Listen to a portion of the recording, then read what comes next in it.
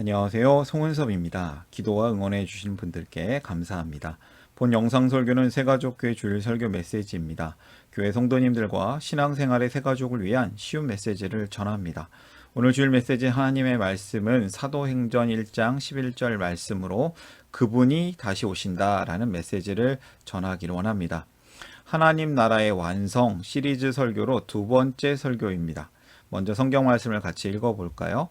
사도행전 1장 11절 새번역 성경으로 읽겠습니다. 갈릴리 사람들아 어찌하여 하늘을 쳐다보면서 서 있느냐? 너희를 떠나서 하늘로 올라가신 이 예수는 하늘로 올라가시는 것을 너희가 본 그대로 오실 것이다 하고 말하였다. 아멘. 이 메시지가 쉽게 전달되는 이야기로 교회를 처음 접하시는 분들에게도 들려지는 메시지가 되기를 원합니다. 지난 주일부터 하나님 나라의 완성, 종말론에 관한 세 가지 메시지를 전하는 중인데요. 오늘은 두 번째 메시지, 다시 오실 예수님, 다시 오실 예수님에 관한 메시지를 전하기를 원합니다. 예수님께서 이렇게 말씀하셨죠. 다시 올 것이다. 너희가 본 그대로 오실 것이다. 사람들은 기다림 속에서 살아갑니다. 좀 더 나은 내일을 기다립니다. 사랑하는 사람들을 기다립니다. 아름다운 순간을 기다리며 삽니다. 때론 그 기다림 속에 속아서 울기도 하고 그 달콤함에 행복해하기도 합니다. 기다리는 것이 행복하기도 한 것이죠. 예수님이 이렇게 가셨습니다. 기다림 속에 사는 사람은 그냥 살지 않습니다. 약속이 있습니다. 그 날을 다시 만날 날을 준비하면서 하루하루 열심히 살아가는 것입니다. 성도는 어떻게 살아야 할까요? 오늘 설교를 위해서 세 가지 질문을 준비했습니다. 이해하기 쉬운 질문이며 답도 쉽습니다. 이 메시지를 들으시는 분들에게 성경 말씀을 이해하는 도움이 되는 질문이 되었으면 합니다. 첫 번째 질문은 예수님의 그 날이 늦어지는 이유는 무엇인가? 다시 오신다고 하셨는데 분명히 다시 오신다고 하셨는데 그 날이 좀 늦어지는 것 같은 기분이 드네요. 두 번째 질문, 성도는 주님의 날을 어떻게 준비해야 하는가? 그리고 세 번째 질문은요, 주님의 날에 우리에게 어떤 소망이 있는가라는 질문입니다. 질문 하나씩 살펴보면서 메시지를 깊이 좀 알아볼까요? 첫 번째 질문이에요. 예수님의 그날이 늦어지는 이유는 무엇인가? 베드로후서 3장 말씀을 통해서 오늘 설교를 메시지를 전하기 원합니다. 말씀을 좀 읽어볼까요? 8절, 9절, 15절 말씀이에요. 사랑하는 여러분, 이 한 가지만은 잊지 마십시오. 주님께는 하루가 천년 같고 천년이 하루 같습니다. 어떤 이들이 생각하는 것과 같이 주님께서는 약속을 더디 지키시는 것이 아닙니다. 도리어 여러분을 위하여 오래 참으시는 것입니다. 하나님께서는 아무도 멸망하지 않고 모두 회개하는 데에 이르기를 바라십니다. 그리고 우리 주님의 오래 참으심이 구원을 위한 것이라고 생각하십시오. 아멘.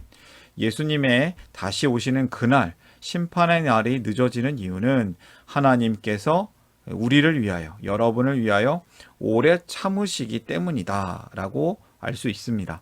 하나님께서는 회개할 사람을 기다리시는 거고요. 또 하나님께서는 우리가 전도하기를 기다리시는 겁니다. 전도할 사람을 기다리고 계십니다. 예수님의 그날이 사실은 늦어지는 게 아니고 예수님의 그날은 정해져 있는데 우리는 알 수 없습니다.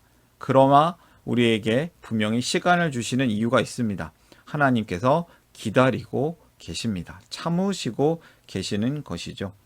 하나님의 시간은 우리의 시간과 다릅니다. 주님께는 하루가 천년 같고 또 천년이 하루 같습니다. 그러니까 아무것도 아니란 뜻이죠. 지금은 하나님을 등지고 사는 이들에게 집행유예의 시간과 같습니다. 하나님께서 주를 떠난 죄인들이 돌아오기를 참고 기다리십니다. 이 재림이 늦어지는 것 같은 것은 하나님의 선한 목적을 이루기 위함입니다. 그 목적은 아무도 멸망하지 않고 모두 하나님께 돌아오는 회개에 이르는 것이죠. 하나님은 왜 재림의 시기를 알려주지 않으실까요? 그것은 바로 그 시기를 몰라야지 사람들이 신앙생활을 더 잘할 수 있기 때문입니다. 주님의 날이 도둑같이 온다. 도둑. 도둑은 몰래 오죠. 갑자기 오죠. 그러나 주님의 날은 도둑같이 올 것입니다.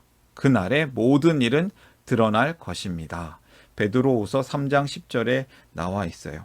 우리는 어떻게 살 수 있을까요? 첫 번째 메시지입니다. 다시 오실 예수님을 믿으라. 예수님 분명히 오신다고 했습니다. 오실 겁니다. 그런데 오지 않는 것 같은 기분이 자꾸 들어요. 여러분 속지 마십시오. 예수님은 다시 오십니다. 성도는 그때까지 세상 사람들에게 복음을 전해야 합니다. 믿지 않는 분들은, 찾는 이분들은 예수님을 믿어야겠지요. 하나님은 이 재림의 날을 아무도 모르게 하셨습니다. 이 재림의 날을 모르는 가운데 우리는 두렵고 떨림으로 복음을 또 전해야겠고, 또 여러분들 믿지 않는 분들은 예수님이 누구신지를 좀 깊이 탐구해 보시고 예수님을 온전히 믿는 기회가 있기를 바랍니다. 두 번째 질문이에요. 성도는 주님의 날을 어떻게 준비해야 하는가? 11절과 12절 말씀 읽어볼까요? 이렇게 모든 것이 녹아버릴 터인데 여러분은 어떠한 사람이 되어야 하겠습니까? 여러분은 거룩한 행실과 경건한 삶 속에서 하나님의 날이 오기를 기다리고 그 날을 앞당기도록 하여야 하지 않겠습니까? 그날에 하늘은 불타서 없어지고 원소들은 타서 녹아버릴 것입니다. 성도는 거룩한 행실과 경건한 삶 속에서 하나님의 날이 오기를 기다리고 그 날을 지금부터 살아야 할 것입니다. 거룩한 행실, 경건한 삶 속에서 하나님의 날을 기다리고 또 그 날을 지금부터 앞당겨서 살아야 한다. 이런 말씀이죠. 성도는 거룩한 행실, 경건한 삶, 도대체 무엇일까요? 거룩하다는 것은 구별되는 것입니다. 그리고 경건하다는 것은 하나님과 친하게, 친밀하게 지낸다는 뜻이에요. 성도는 하나님께 예배하며 교제하는 삶을 살고 하나님의 계명, 사랑하라, 하나님을 사랑하라, 이웃을 내 몸과 같이 사랑하라는 그 계명을 지키며 바르게 사는 것이 거룩하게 사는 것이고 경건하게 사는 것입니다. 모든 것이 녹아버릴 텐데 그날에 하늘은 불타서 없어지고 원소들은 타서 녹아버릴 것입니다. 이 말씀이 무슨 뜻이에요? 없어질 것이 아닌 영원한 삶을 소망하는 삶을 살아야 된다는 뜻이죠. 하나님은 성도가 하나님의 날이 오기를 기다리고 그 날을 앞당기는 삶을 살기를 원하십니다. 두 번째 메시지입니다. 지금 여기 주님의 날을 살라. 하나님의 날이 오기를 기다리고 또 지금부터 앞당긴 것처럼 살 수 있다는 뜻입니다. 거룩하게, 경건하게. 우리가 열심히 잘 산다고 주님의 날이 하나님이 예정하신 것보다 앞당겨진다는 뜻이 아니라 성도가 주님의 날이 오기 전부터 주님의 날을 은혜 가운데 살아낼 수 있다는 뜻입니다. 또 14절에 나오는 티도 없고 흠도 없는 사람으로 아무 탈이 없이 산다는 것, 온전한 사람의 뜻을 가지고 있는데요. 사실 우리는 우리의 힘으로 온전한 사람이 될 수는 없는 존재입니다. 그러나 주님께서 우리를 거룩하게 만드시고 경건하게 만드시고 온전하도록 만들어 가십니다. 그 은혜가 있기를 바랍니다. 세 번째 질문입니다. 주님의 날에 우리에게 어떤 소망이 있는가? 13절 말씀 읽어볼까요?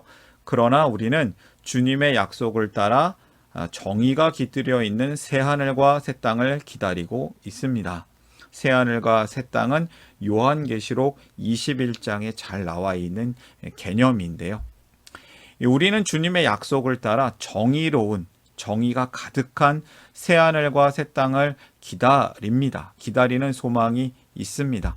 하나님의 정의가 완전히 이루어질 하나님 나라에 대한 소망을 뜻합니다. 하나님의 정의는 아주 사랑의 정의입니다. 따뜻한 정의입니다. 하나님께서는 옳고 그름을 분명히 하시겠지만 하나님의 사랑이 그 안에 담겨져 있습니다. 정의로운 나라가 무엇입니까?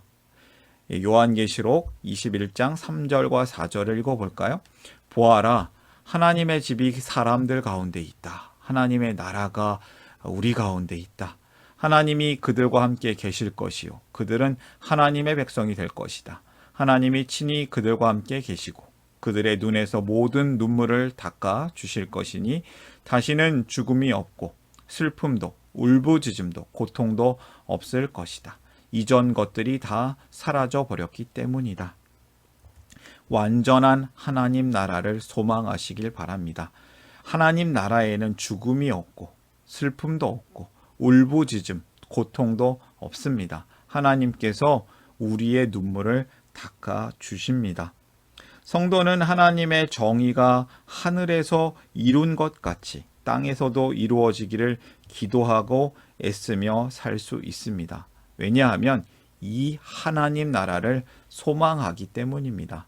완전한 하나님 나라를 소망하다 보면 우리는 이 땅에서 있는 그 악한 것을 바랄 수가 없습니다. 그 악한 것을 쫓아가면 안 됩니다. 그리고 이 세상에 있는 고통이 분명히 있지만 고통을 참고 이겨낼 수 있습니다. 우리는 하나님의 정의가 하늘에서 이루어진 것 같이 그러나 땅에서도 그것이 이루어지기를 기도하고 이 땅에서 애쓰며 살아야 할 것입니다. 오늘의 메시지를 마무리하면서 저는 이 찬양이 생각이 났어요. 나무엔 전도사님 찬양하시는 분의 이 곡인데요. 살아라 살아내라. 이 곡은 여러분들께서 유튜브를 검색해서 꼭 한 번씩 들어보셨으면 좋겠습니다. 찬양의 가사가 이런 가사가 있어요. 일어나라 일어나 가라. 너를 기다리는 그곳으로 네가 있어야 할 그 자리를 지키고 살아라 살아내라.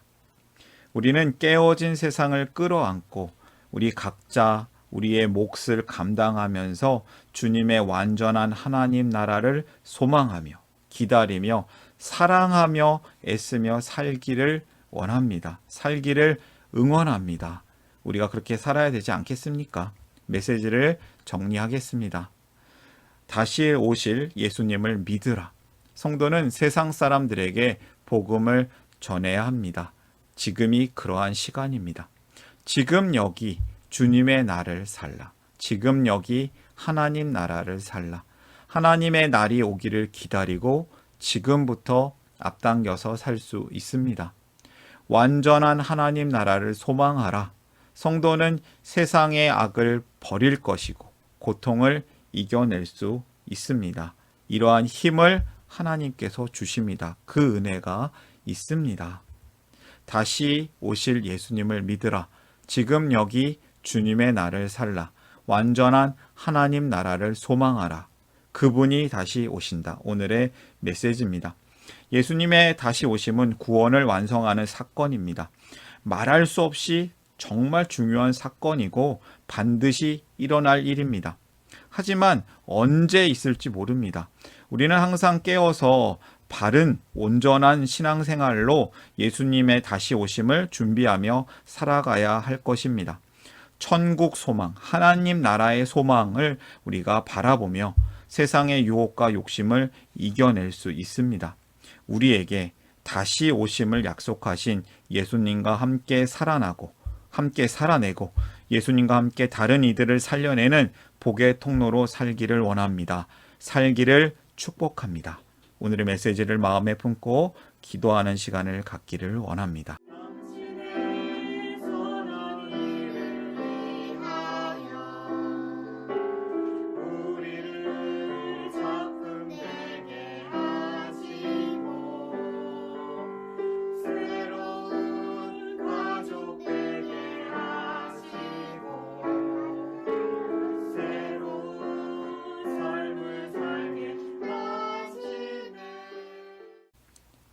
사랑의 하나님 아버지, 우리에게 다시 오실 예수님을 보내주심을 감사합니다. 다시 오실 예수님을 믿습니다. 지금 여기 그 예수님의 주님의 날을 살기를 원합니다. 완전한 하나님 나라를 소망하며 우리가 그 하나님 나라를 살아내며 전하길 원합니다. 감사하며 예수님의 이름으로 기도합니다.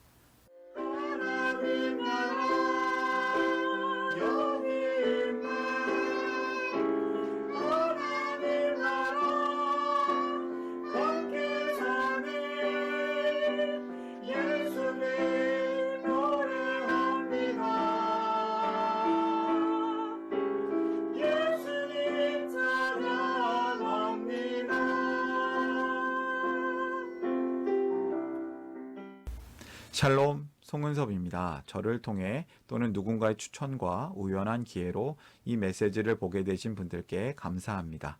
모든 성도님들은 하나님 나라의 새가족이십니다. 교회를 처음 나오신 분들만 새가족이 아니라 우리 모두가 새가족입니다. 왜냐하면 우리가 하나님 나라에서 새로운 관계가 된 새로운 가족 공동체이기 때문입니다. 본 설교는 새가족교회 공동체 새가족과 후원자를 위한 메시지이며 기독교를 잠시 떠났거나 새롭게 시작하시는 분들을 위한 쉬운 메시지이기도 합니다. 혹시 새가족교회의 가족, 새가족 또는 후원자가 되기를 원하시는 분들은 이메일로 카카오톡 아이디로 연락을 주시면 감사하겠습니다. 오늘의 메시지 하나님의 은혜가 넘치시기를 바랍니다. 사랑합니다. 축복합니다.